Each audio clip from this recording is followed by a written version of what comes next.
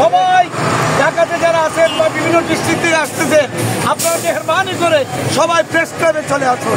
আমরা ওই প্রেস ক্লাবে আমাদের সমাবেশ করব। হ্যাঁ, ভারত যে তাদের বর্তমানে মুসলিম নিধন করতেছে, ভারতের জন্য আপনারা কি মেসেজ দিচ্ছেন? ভারতের জন্য আমরা ভারতের মুসলমানের পক্ষে, জুলুমকারীদের বিরুদ্ধে আমরা হুঙ্কার দিচ্ছি। ইমানি চেতনা নিয়ে আমরা হুসাইনি মুসলমান, এই হিসাবে আমরা ওই চেতনা নিয়ে আমরা লড়াই করব। আপনাদের কালকে কত লোক সমাগম হতে পারে ওখানে?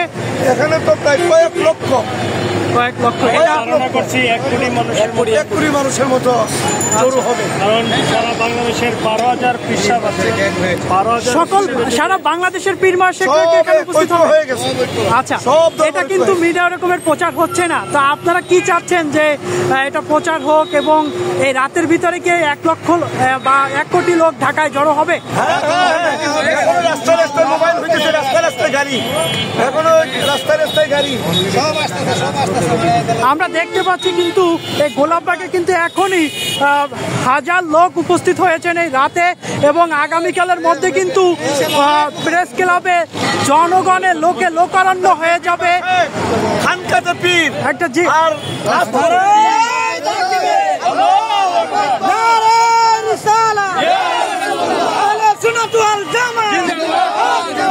ফিলিস্তিনি ফিলিস্তিনি, তুমি কে আমি কে, তুমি কে আমি কে, আমাদের মুসলিম